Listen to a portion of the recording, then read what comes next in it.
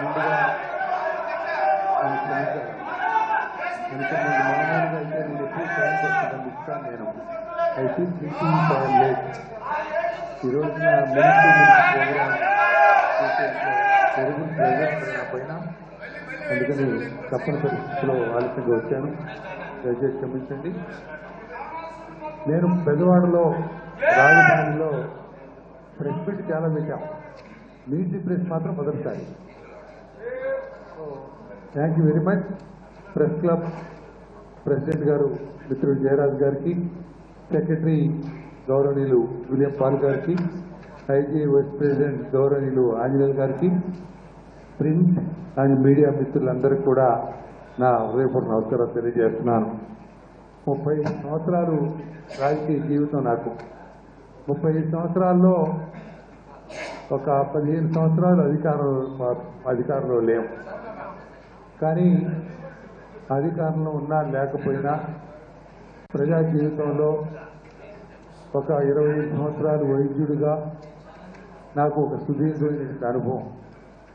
అదేవిధంగా రాజకీయాల్లో కూడా ప్రతిపక్షంలో ఉన్నాం, అధికార పక్షంలో ఉన్నాం, శాసనసభ్యుడిగా ఉన్నాను, మంత్రిగా ఉన్నాను. అనేక అవకాశాలు వచ్చినాయి, అనేక ఇబ్బందులు వచ్చినాయి, ఆటుపోట్లు చూశాను, ఎగుడు దిగుళ్ళు చూశాను. మరి అయినప్పటికీ కూడా ఈ రోజు వరకు స్ట్రైట్ లైన్ జర్నీ, డీవియేషన్స్ కానీ పక్కదారులు కానీ పక్క ఆలోచన కానీ దేని జర్నీ నాకు రాజకీయ జీవితంలో. That is taught to me by the medical profession. నాకు ఇప్పటికి కూడా వైద్య వృత్తి అంటే చాలా ఇష్టం. అందుకని రాజకీయాలకు వచ్చిన తర్వాత కూడా 20-25 సంవత్సరాలు నా వైద్య వృత్తిని సక్సెస్ఫుల్గా పెద్ద హాస్పిటల్ 100 బెడ్స్ హాస్పిటల్ని నా చేతుల మీదుగా నిర్వహించాను అనమాట. So that is my satisfactory job. ఈరోజు కూడా మా ప్రాంతంలో ఎవరినైనా అడిగితే స్పీకర్ గారు, మంత్రి గారు, ఎమ్మెల్యే గారు అంటారు, నన్ను మా డాక్టర్ గారు అంటారు. సో చాలా నాకు ఆనందంగా అనిపిస్తుంది ఆ మాటలు వింటుంటే. అలాంటి అనుభవం. అదేవిధంగా 35 సంవత్సరాల్లో కూడా నాకు మీడియాతో ఉన్న సత్సంబంధాలు, హైదరాబాద్ కావచ్చు, వేరే రాష్ట్రాలకు పోయినా, ఈ రాష్ట్రంలో ఏ ప్రాంతంలోకి వెళ్ళినా కూడా మీడియాతో ఉన్న సత్సంబంధాలు స్ట్రైట్ ఫార్వర్డ్నెస్. అట్లాగే వాళ్ళందరూ కూడా నా పైన ఉన్నటువంటి అభిమానం కావచ్చు, నమ్మకం కావచ్చు, గౌరవం కావచ్చు, అండ్ ఇలాగే కొనసాగాలని కోరుకుంటున్నాను. మంత్రిగా ఉన్న రోజుల్లో ఐ హ్యావ్ డన్ ఒక హోమ్ కావచ్చు, ఒక మీడియం అండ్ మేజర్ ఇరిగేషన్ కావచ్చు, పంచాయతీరాజ్ రూరల్ డెవలప్మెంట్ కావచ్చు, civil supplies and food department కావచ్చు, హెల్త్ డిపార్ట్మెంట్ కావచ్చు. ఇది చేసినప్పుడు మోస్ట్ సాటిస్ఫైయింగ్ పోర్ట్ఫోలియో నాకు పంచాయతీరాజ్ రూరల్ డెవలప్మెంట్. దాంట్లోనే మొట్టమొదటిసారిగా భారతదేశంలో డ్వాక్రా పథకాన్ని ఇంట్రడ్యూస్ చేసినప్పుడు ఈ స్టేట్లో అప్పటికి సుమారుగా 70,000 మంది ఆడవాళ్ళు ఈ డ్వాక్రా గ్రూప్స్లో ఉన్నారు. ఆ రోజు ముఖ్యమంత్రి ఈ మంచి పథకం 50% జనాభా ఉన్న ఆడవాళ్ళు ఇప్పటికి కూడా అన్ప్రొడక్టివ్గా ఏ ఒక్క డెవలప్మెంట్ యాక్టివిటీలో కూడా, లేకపోతే వాళ్ళ సెల్ఫ్ ఎంప్లాయ్మెంట్లో కూడా ఎక్కడా కూడా వాళ్ళ పాత్ర లేదు, దాన్ని చేస్తే బాగుంటుంది, దానికి డ్వాక్రా సరైన మార్గం అని ఆయన సూచన చేసినప్పుడు ఐ ఫెల్ట్ సో హ్యాపీ. అలాంటి 70,000 మంది ఆడబిడ్డల్ని 55 లక్షల మందికి పెంచడం జరిగింది 2 సంవత్సరాల కాలంలో. ఊరికే డ్వాక్రా గ్రూపులు పెంచడం, డ్వాక్రా మహిళల్ని దానిలో ఇన్వాల్వ్ చేయడమే కాదు, ₹1 వాడు పొదుపు చేసుకుంటే ₹1 ప్రభుత్వం ఇచ్చింది, వీటికి బ్యాంక్ లోన్ ఇచ్చింది. ఈ డబ్బులతోటి వాళ్ళకి పొదుపు అనేది, సేవింగ్ అనేది అలవాటు అయిపోయింది. దాంతో వాళ్ళు బ్యాంకు రుణాలతోటి అనేక యాక్టివిటీస్లో సెల్ఫ్ ఎంపవర్మెంట్ దీంట్లో ఇన్వాల్వ్ అయిపోయారు. ఆ విధంగా చూస్తే పాడి గేదెలు, కోళ్ళు, గొర్రెలు, కూరగాయలు, పళ్ళు, పచ్చళ్ళు, విస్త్రాకులు, కొవ్వొత్తులు, కుట్టు మిషన్లు, అనేకం 156 వస్తువులు తయారు చేయడం నేర్చుకున్నారు. వాళ్ళందరికీ కూడా ఏ కోరిక అయితే ఉందో, ఏ పని చేయాలని వాళ్ళకి ఆసక్తి ఉందో వాటి మీద ట్రైనింగ్ ఇచ్చాం. ట్రైనింగ్ ఇచ్చిన తర్వాత వాళ్ళు తయారు చేసిన వస్తువులకి మార్కెట్ కల్పించాం. దాంతో ప్రతి ఒక్కరికి కూడా చదువుకున్న వాళ్ళు, చదువుకొని వాళ్ళు, పట్టణంలో ఉన్నవాడు, పల్లెటూళ్ళలో ఉన్నవారు ఏ ఆఫీస్ కనిపోయి మాట్లాడటం మొదలుపెట్టారు. ఎవరినైనా వాడు హక్కుల గురించి అడగడం మొదలుపెట్టారు. ఒక ఇన్కమ్ కాదు, ఒక ఎంపవర్మెంట్, ధైర్యం, ఆత్మగౌరవం, ఏమైనా చేయగలం, ఎస్ ఐ క్యాన్ డూ అని ధైర్యం పెరిగింది. అది నాకు చాలా సంతోషపడినటువంటి విషయం అన్నమాట. ఆ విధంగా అప్పటి నుండి ఈరోజు స్పీకర్గా నాకు అవకాశం వచ్చింది ఈ రాష్ట్రంలో. స్పీకర్గా తీసుకున్న తర్వాత బాధ్యత వచ్చిన తర్వాత నేను 24 గంటలు కనీసం 12 గంటలు తక్కువ లేకుండా పనిచేస్తుంటాను. నేను చేస్తుంటే స్పీకర్గా అంత పని ఉండదు. పని ఉండకపోతే ఊరికి కూర్చోవడం నాకు ఇష్టం లేదు. ఆ విధంగా ఆలోచించినప్పుడు కొత్త ఎమ్మెల్యేలకు ఒక వర్క్షాప్ పెట్టాం, 2 రోజులు వర్క్షాప్. చట్టసభని ఎలా ఉపయోగించుకోవాలి, నియమాలు సూత్రాలు నిబంధనలు ఎట్లా ఉంటాయి, ఆ విషయాలు మేము 2 రోజులు పెట్టాం. కొద్ది రోజులకు మళ్ళా సిపిఐ కాన్ఫరెన్స్ పెట్టాం విశాఖపట్నంలో. కొద్ది రోజులకు మళ్ళా ఎమ్మెల్యేస్ అందరూ తీసుకొని షార్ సిటీకి, అదేవిధంగా శ్రీ సిటీకి, కృష్ణపట్నం వేరే పోర్టు, ఆ విధంగా టూర్ పెట్టి వాళ్ళకు చేశాం. అదేవిధంగా ఈ రోజున మనం ఒక ఆలోచన చేస్తున్నాం. ఉమెన్ ఎంపవర్మెంట్ అప్పుడు జరిగింది, తర్వాత మళ్ళా వెనకబడిపోయింది. అందుకని మళ్ళా ఉమెన్ ఎంపవర్మెంట్ ఎట్లా చేయాలా అని ఆలోచిస్తే ఒక ఆలోచన వచ్చింది నాకు. నేషనల్ ఉమెన్స్ పార్లమెంట్, శాసనసభ ద్వారా ఈ జాతీయ మహిళా సాధికారిత సదస్సు చేసి ఎట్లా ఉంటుందని ఆలోచన వచ్చింది. వెంటనే ముఖ్యమంత్రి గారు కూడా మంచి కార్యక్రమం మీరు చేయండి, ప్రభుత్వం పూర్తిగా సహకరించి అవసరమైతే మేమే దీన్ని ఆతిథ్యం ఇస్తామని చెప్పారన్నమాట. దాంతో మొదలైనటువంటి ప్రయాణం పూణేలో MIT అని ఒక విద్యా సంస్థ ఉంది, వాళ్ళు కూడా తోడ్పాటు ఇస్తామని చెప్పారు. ఆర్థికంగా సాంకేతికంగా దాన్ని తీసుకొని దాదాపు 120 రోజులు బట్టి ఈ కార్యక్రమం మీద వర్కౌట్ చేస్తున్నాం. ఎందుకంటే ఒక ఎక్కడ లోటు లేకుండా, అది సాంకేతిక పరంగా ఇంకో విధంగా లోటు లేకుండా ఈ కాన్ఫరెన్స్ ద్వారా ఆడబిడ్డలకు ఒక నమ్మకాన్ని, విశ్వాసాన్ని, ధైర్యాన్ని ఇవ్వడానికి ఆలోచన చేసి మొదలుపెట్టామన్నమాట. ఇది భారతదేశంలో మొట్టమొదటిసారి ఒక రాష్ట్ర ప్రభుత్వం శాసనసభ కలిసి చేస్తున్నటువంటి మెగా నేషనల్ ఉమెన్ పార్లమెంట్. దీంట్లో ఒకటే ఆలోచించాం, 50% మహిళలు, 50% అవకాశాలు లేవు. 50% మహిళలకి 50% అభివృద్ధిలో పాల్గొనే అవకాశం లేదు. 50% మహిళలు 50% కుటుంబ పోషణలో, కుటుంబ ఆర్థిక స్తోమతలో పాల్గొనే అవకాశం లేదు. ఇది ఒక యాంగిల్. రెండో యాంగిల్ అన్నిటికంటే ముఖ్యం, వేధింపులు, నిర్లక్ష్యం, దాడులు, కట్నాలు, అనేక సమస్యలు. వీటికి పరిష్కారం దొరికితే అభివృద్ధికి పరిష్కారం దొరుకుతుంది, సాధికారతకు అవకాశం దొరుకుతుంది. ఎంతకాలం కూడా తల్లిదండ్రులు పిల్లల్ని బడికి పంపించాలంటే భయం, భర్తకు ఆఫీసుకు పంపించాలంటే, భార్యను పంపించాలంటే భయం, ఈ ఆఫీసు నుంచి ఇంటికి వచ్చేటప్పుడు, ఇంటి నుంచి ఆఫీసుకు పోయేటప్పుడు భయం, కాలేజీలు చదువుకుంటే భయం, లేకపోతే దాడులు, అత్యాచారం జరిగితే సరైనటువంటి శిక్షలు పట్టలేదు, దోషులు దర్జాగా తిరుగుతున్నారనే బాధ. వీటన్నిటి నేపథ్యంలో ఒకటి, వాళ్ళకి ఒక సేఫ్టీ కావాలి, ఒక డిస్క్రిమినేషన్ పోవాలి, ఆడబిడ్డలు పుడుతుంటే అబార్షన్ చేసే పరిస్థితులు పోవాలి. ఈ పోయినప్పుడు వాళ్ళలో ధైర్యం ఆటోమేటిక్గా పెరుగుతుంది, వాళ్ళలో ఆత్మ గౌరవం ఆటోమేటిక్గా పెరుగుతుంది, వాళ్ళ శక్తి సామర్థ్యాలు చొరవకి గుర్తింపు వస్తుంది. అప్పుడు దేశం అభివృద్ధి చెందుతుంది. ఈ 3 అంశాల మీద మనం ఆలోచించడం జరిగింది. ఆ విధంగా మొదలుపెట్టినటువంటిది. నేను బహుశా కొన్ని దేశాలు తిరిగి వచ్చాను. ఈ దేశంలో అనేక మందిని కలిసి వచ్చాను దీంట్లో పార్టిసిపేట్ చేయమని.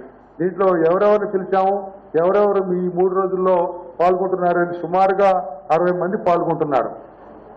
విదేశాల నుంచి, దేశంలో, రాష్ట్రంలో ముఖ్యులు. నేను అది కూడా చూశాను, ఎంతమంది మహిళలు పార్టిసిపేట్ చేయాలా, ఎంతమంది పురుషులు ఉండొచ్చు అని చూసి 70% మంది ఆడబిడ్డలు స్పీచెస్ ఇచ్చేవాళ్ళు కూడా, 30% కంటే మెచ్చకుండా మగవాళ్ళు.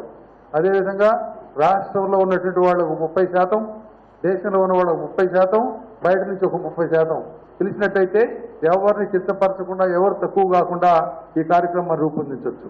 అదేవిధంగా అనేక రంగాల్లో పార్టిసిపేట్ చేసిన వాళ్ళు, క్రీడారంగం, విద్యారంగం, వైద్య రంగం, మీడియా రంగం, రాజకీయ రంగం, సేవారంగం, ఇలాంటి అన్ని రంగాల్లో పార్టిసిపేట్ చేసి కష్టాలు ఎదుర్కొని విజయాలు సాధించినటువంటి ఆడబిడ్డలు ఇచ్చాం.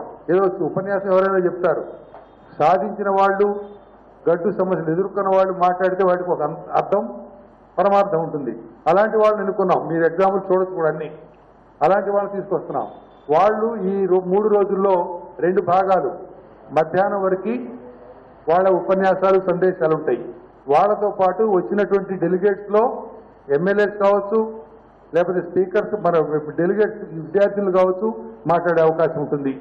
అదేవిధంగా ఇక్కడ ఈ జరిగే మొత్తం ప్రోగ్రామ్ని లైవ్ టెలికాస్ట్ అనుకుంటుంది త్రూఅవుట్ ది స్టేట్. వాళ్ళ సెల్ ఫోన్ ఉంటే చాలు, they can see the total conference on the screen. అదేవిధంగా 100 కాలేజెస్కి లైవ్ స్ట్రీమ్ లింక్ చేశాం. వాళ్ళు అక్కడ చూస్తూ వాళ్ళు క్వశ్చన్లు కూడా అడిగే అవకాశాన్ని ఇస్తున్నాం అనమాట. టెక్నాలజీని ఉపయోగించుకొని దీన్ని ఆ విధంగా ఏదో కొంతమందిని పిలిచారు. సుమారుగా 10 నుంచి 12,000 మంది ప్రత్యక్షంగా పాల్గొంటున్నారు. వీళ్ళు స్టూడెంట్స్, ఎక్కువ మంది స్టూడెంట్స్, తర్వాత లోకల్ బాడీస్లో మహిళా ప్రతినిధులు, అదేవిధంగా మహిళా ఎంపీలు, మహిళా ఎమ్మెల్యేలు, అదేవిధంగా భారతదేశంలో ఉన్న స్పీకర్సు, వీళ్ళందరూ కూడా ఇన్వైట్ చేస్తున్నాం. వీళ్ళందరూ వాళ్ళు మాట్లాడటం ఒక భాగం. రెండోది సాయంత్రానికి స్పెసిఫిక్ సబ్జెక్ట్స్ పైన మీకు సబ్జెక్ట్స్ కూడా ఇచ్చాం. ఆ సబ్జెక్ట్స్ పైన రౌండ్ టేబుల్ సమావేశం ఉంటుంది. ఒక 100 రౌండ్ టేబుల్స్ చేసి ఆ 100 టేబుల్స్లో ఒక్కొక్క టేబుల్ దగ్గర 150 మంది నుంచి 160 మంది విద్యార్థులు ఉంటారు. దానికి ర్యాపోర్టియర్స్ ఉంటారు, ఫెసిలిటేటర్స్ ఉంటారు, లీడ్ స్పీకర్స్ ఉంటారు, చర్చలు ఉంటాయి, అంశాల మీద వాళ్ళు సిఫార్సులు ఉంటాయి. ఇవన్నీ కూడా పార్టిసిపేషన్. ఏదో మేము వచ్చాం, విన్నాం, వెళ్ళిపోయాం, ఏముంది అనుకోకుండా anybody can raise a question, can speak for limited 1 or 2 minutes time. ఆ అవకాశాన్ని కూడా ఇస్తున్నాం అనమాట. 3 రోజుల తర్వాత 3వ రోజున రన్ ఫర్ ఉమెన్ ఎంపవర్మెంట్. అది కూడా విజయవాడ సిటీలో మన తుమ్మలపల్లి కళాక్షేత్రం పీడబ్ల్యూడి గ్రౌండ్స్ నుంచి వేలాది మంది విద్యార్థులు, యంగ్ ఉమెన్ తోటి రన్ పెడుతున్నాం. ఆ విధంగా ఒక సమగ్రమైనటువంటి రూపాన్ని ఈ కాన్ఫరెన్స్కు తీసుకొచ్చాం. ఏర్పాట్లన్నీ పూర్తిగా వచ్చినాయి. దాదాపు రేపు మధ్యాహ్నానికి అన్ని పూర్తవుతున్నాయి. చాలా ముఖ్యమైనటువంటి వ్యక్తులు, చాలా ఇవాళ రంగాల్లో విజయం సాధించిన వ్యక్తులు అందరూ వస్తున్నారు. ఇది మనకందరికి గర్వకారణం. ఇందులో 3 అంశాలు మనం చూడొచ్చు. Total at the end of the conference women should have a confidence, ఒక విశ్వాస భవిష్యత్తులో ఉండేటట్టుగా ఈ సమావేశం తోడ్పడుతుందని నేను ఆశిస్తున్నాను. రెండవది, ఆంధ్రప్రదేశ్ ఇలాంటి ఈవెంట్స్ సమర్థవంతంగా నిర్వహిస్తుంది, అందరినీ పార్టిసిపేట్ చేస్తారు, అందరి సహకారం ఉంటుంది, నిరూపించుకోవాలి. మూడోది, కొత్త రాష్ట్రం సమస్యలు అయినప్పటికీ కూడా ఈ రాష్ట్రం ఎట్లా అభివృద్ధి చెందుతుంది, మనకు ఉన్న వనరులు ఏమిటి, మనకు ఉన్నటువంటి బ్యూటీ, ఆకర్షణ ఏమిటి, ఇవన్నీ కూడా ప్రదర్శించే అవకాశం వస్తుంది. So it's sort of propaganda about our state. ఎందుకంటే ఈ రాష్ట్రంలో పెట్టుబడి కోసం మనం కొత్త వాళ్ళని అడుగుతున్నాం, కొత్త దేశాలు అడుగుతున్నాం. కొత్త రాష్ట్రాల వాళ్ళు పెట్టుబడి పెట్టాలంటే కేంద్రం సిఫారసు చేస్తుంది, is of doing business best is in Andhra Pradesh అని. దాన్ని ప్రత్యక్షంగా చూపించడానికి అవకాశం. ఈ విధంగా ఈ కాన్ఫరెన్స్ మెయిన్ ఇంట్రెస్ట్ ఏమిటంటే, మెయిన్ ధ్యేయం ఏంటంటే ఆడబిడ్డలు, వాళ్ళ ఎంపవర్మెంట్. ఆ విధంగా చేసే ఈ కార్యక్రమానికి మీ సహకారం కోరుతున్నాను.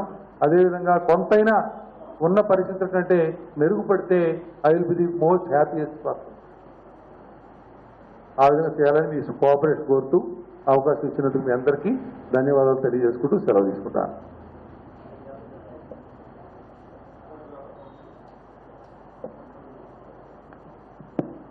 డాక్టర్ ఇప్పుడు నా కొన్ని గణాంకాలు పరిశీలించి మీ సదస్సు మొదలుపెట్టిన తర్వాత పరిశీలిస్తే మహిళల మీద అత్యాచారాల విషయంలో కానీ, లేకపోతే బాల్య వివాహాలు, మహిళల మీద అత్యాచారాలు, మహిళల అక్రమ రవాణా, వీటన్నింటినీ కూడా ప్రపంచ దేశాల్లో 90 దేశాల్లో చూస్తే మనది ఐదో దేశంలో ఉంది భారతదేశం. మనకి చట్టాలు మాత్రం పదవలేదు. పార్లమెంట్లోనూ అసెంబ్లీలో చట్టాలు మీకు తెలుసు, అన్ని చట్టాలు ఉన్నాయి. బాల్య వివాహాలు ఆపడానికి కనీసం 30 మంది మీద కేసు పెట్టచ్చు బాల్య వివాహం చేస్తుంటే. అయితే చట్టం చేసేవాళ్ళు, పెళ్లి చేసేవాళ్ళు, చేయించేవాళ్ళు, మంగళ వాయిద్యాలు ముగించేవాళ్ళు, హాల్ ఇచ్చిన వాళ్ళు దాని చట్టంలో పేర్కొనబడింది. అయితే బాల్య వివాహాలు ఆపడానికి కానీ, కేసుల నమోదుకు అనేక ఒత్తిళ్లు, పొలిటికల్ ఒత్తిళ్లు, ఏదో పేదవాళ్ళు చేసుకుంటున్నారా అనేది చట్టాల్లో లోచులు. కానీ మహిళా ప్రతినిధులు కూడా కనీసం గ్రామ 33%, 50% ఉన్నారు. పంచాయతీ, జడ్పీ, వీళ్ళు ఆ చట్టాల అమలు కోసం ఒత్తిడి తేవట్ల ప్రభుత్వాల మీద, ఎంపీలు తేవట్ల, ఎమ్మెల్యేలు తేవట్ల. ఈ మీద దీని మీద ప్రధానంగా కూడా రేపు ఈ సదస్సు ఇలాంటి చట్టాల మీద, ఉన్న చట్టాలని మీద అమలు చేసేందుకు గట్టి సిఫార్సు, గట్టి నిర్ణయాలు కూడా తీసుకుంటే బాగుంటుందండి.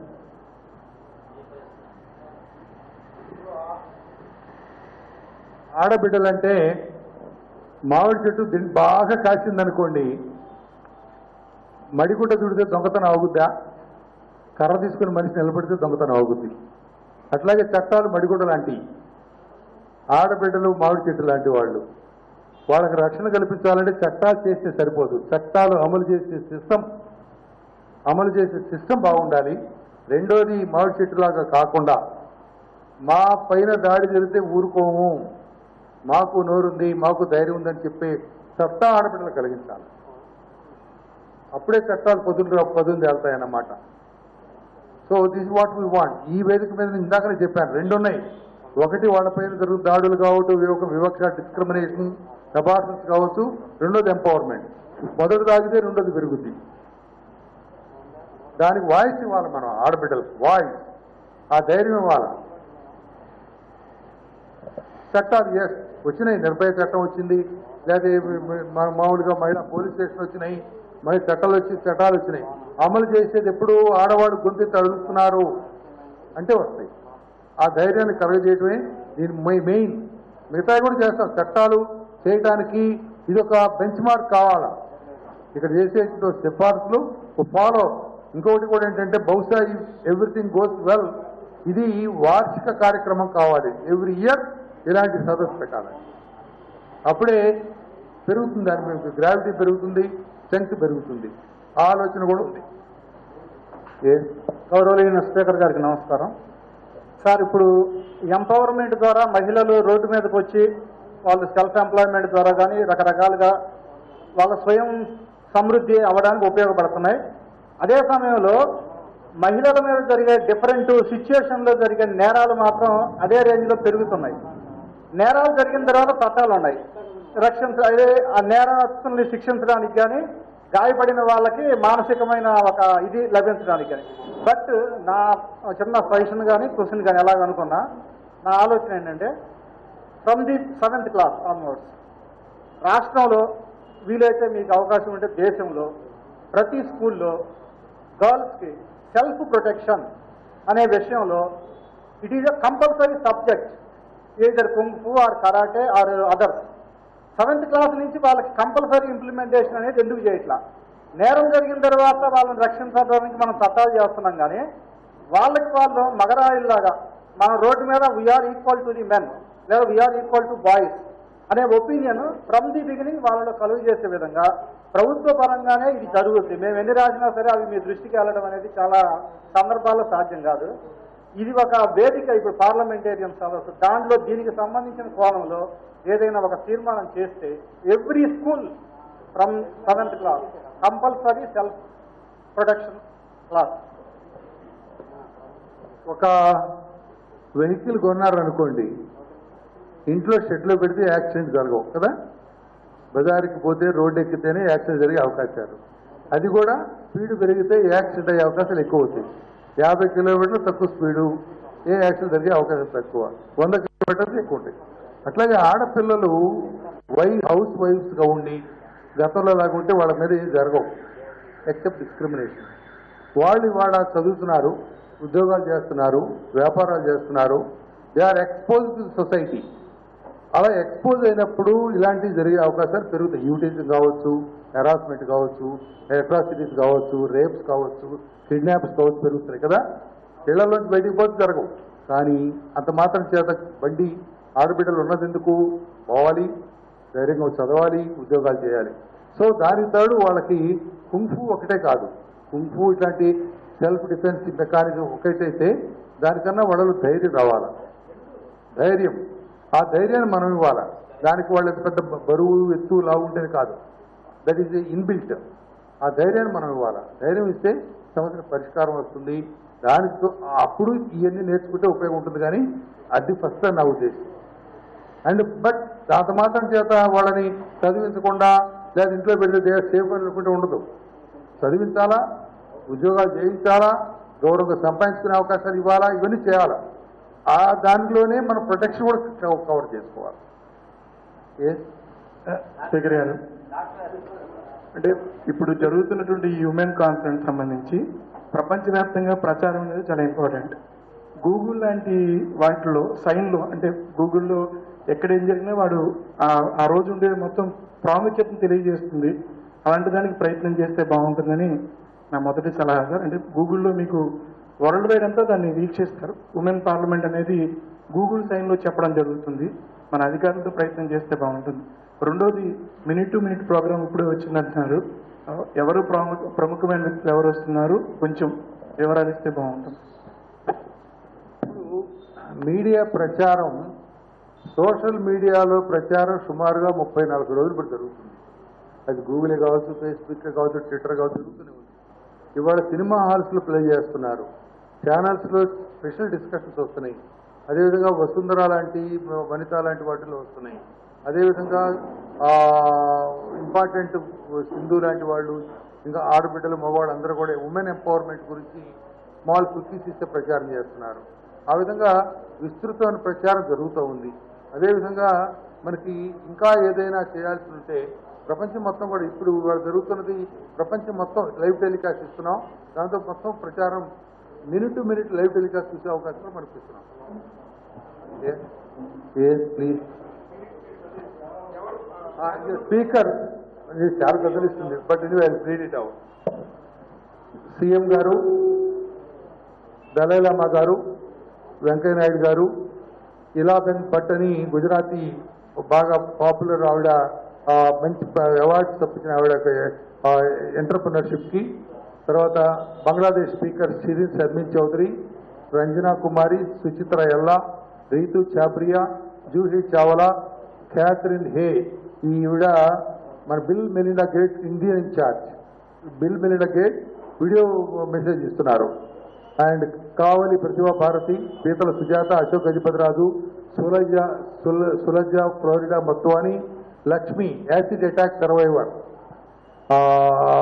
Manisha Koirala cancer survivor, cinema actress కాదు, క్యాన్సర్ సర్వైవర్. అదేవిధంగా అరుణ మిల్లర్, అమెరికాలో కాంగ్రెస్ ఉమెన్. అట్లాగే Smita Prakash, famous women journalist. Mohammed Yunus, famous Grameen bank organizer. So Kalvakuntla Kavitha, KCR daughter. Sangirala Soumya, మన MLA. Sagarika Ghosh, women media person. Satyaprabha, MLA. Alka Shirohi, UPSSC, UPPSC retired ex chairperson. And Chakrapani, chairman council. Nara Brahmani, justice G Rohini, Delhi high court chief justice. Nara Chandrababu Naidu, Narasimhan governor గారు, Vanitha Datla, Deepa Venkat, Bhavana Doshi, Indira Das Torkelson, Asha Torkelson, Akhila Priya, MLA. Janet Wangera from Africa, Kiran Bedi, Sujana Chowdary, Santosh Yadav, ప్రకృతి Poddar, Seemarao, doctor D K Aruna, Congress MLA. Gadde Anuradha, P V Sindhu, Ratna Reddy, షెరెక్ school chairperson. K K Shailaja, teacher. Shri Rishikesh, Shri Paritala Sunitha, Vangala Anitha, Raju Vegesana, Shailaja Kiran, Shrimati Shiva Shankar, Josie Lobos from Africa. Sonal Mann Singh, Venkaiah Naidu, Sumitra Mahajan, speaker parliament. Kimidi Mrunalini, Smriti Irani, minister. Jayasudha. This is the list. Confirmed list. ఇది confirmed list. ఏదైనా అనివార్య కారణాల వల్ల ఒకళ్ళిద్దరు తగ్గొచ్చు, ఒకళ్ళిద్దరు రావచ్చు. ఎందుకంటే శ్రీలంకన్ ప్రైమ్ మినిస్టర్ వైపు కూడా వస్తానన్నాడు. అట్లాంటి వాడు రావచ్చు. రేపు నేను కొద్దిగా ఇంతవరకు చెప్పాను, కొద్దిమంది ఒకళ్ళిద్దరు డ్రాప్ అవుతారేమో, ఒకళ్ళిద్దరు యాడ్ అవుతారు. దిస్ ఇస్ ది లిస్ట్ అన్నమాట. ఇది కూడా మీకు ఇస్తున్నాను.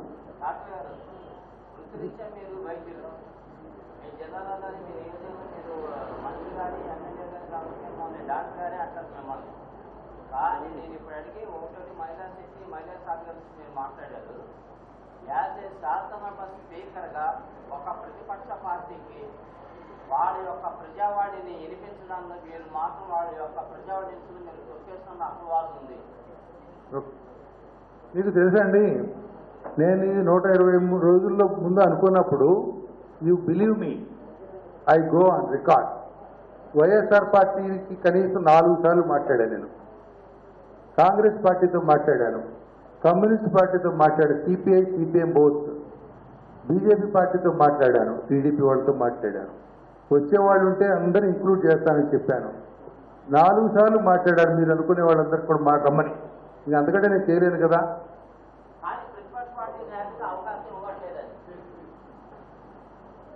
అసెంబ్లీలోనా? ఓకే. మీరు మీడియా పీపుల్ కదా, మీరు ఇందాక మా వాళ్ళు అడిగారు 2 పాయింట్లు సమాధానం చెప్పాలి. ఒకటి ఏమిటంటే, కొత్త శాసనసభ మన రాష్ట్రంలో రాబోతుంది. మరి ఇక్కడ మీడియాకి కొత్త రాష్ట్ర శాసనసభల ప్రొసీడింగ్స్ కానీ చట్టాలు కొత్తగా ఉంటాయి. మాకు ట్రైనింగ్ 2 రోజులు అప్గ్రేడేషన్ క్లాసెస్ పెట్టమన్నారు. అగ్రీ 2 రోజులు పెడతాను. ఒకటి. రెండోది అసెంబ్లీ కామన్ ఆంధ్రప్రదేశ్ దీంట్లో మీ రిపోర్టర్స్ మీడియా కమిటీ ఉండింది. ఆ కమిటీ ఇక్కడ కూడా పెడతాను. మీరు యునానిమస్గా ఇచ్చిన పేర్లు అయితే మీరు ఇవ్వండి. ఆ కమిటీ మీరు ఆర్గనైజ్ చేసుకొని మీ రిపోర్టర్ సంబంధించి మీడియాకి సంబంధించి ఏదైనా సమస్యలు ఉంటే పరిష్కారం చేసుకోవడానికి అవకాశం ఉంటుంది. మూడోది మీరు అడిగింది మీ మీడియా కమిటీ ఏర్పాటు చేస్తున్నారు కదా, మీరు ఎవరు చేస్తారో నాకు తెలియదు. Okay, this is left your journalist organisation. వాళ్ళందరికీ నా దగ్గర కూర్చోండి, అసెంబ్లీ రికార్డ్స్ చూపిస్తాను. జరిగినటువంటి అసెంబ్లీ ఎన్ని గంటలు జరిగింది, ఎన్ని గంటల్లో ఏ పార్టీ వాళ్ళు ఎంత మాట్లాడారు, ఏ పార్టీ వాళ్ళు ఎంతమంది మాట్లాడారు, ఎన్ని గంటలు మాట్లాడారు, ఎంతమంది మాట్లాడారు నేను రికార్డు చూపిస్తాను. నేను అసెంబ్లీలో చెప్పాను. నేను 0 అవర్లో కానీ లేదా క్వశ్చన్ అవర్లో కానీ ఇంకొక అంశంలో కానీ ఎంతమంది మాట్లాడితే ప్రతిసారి చదువుతూ ఉంటాను. అసెంబ్లీ ఇన్ని గంటలు జరిగింది, ఇంతమంది మాట్లాడారు, అందులో ఈ పార్టీ వాళ్ళు ఎంతమంది, ఆ పార్టీ వాళ్ళు ఎంతమంది. సార్ నేను ఎవరి ముందు దోషిగా నిలబడను. నేను ఐ డూ మై జాబ్ సిన్సియర్గా చేస్తాను. కోఆపరేట్ చేయకపోతే నేనేం చేయలేను. బికాజ్ నాకెంత బాధ్యత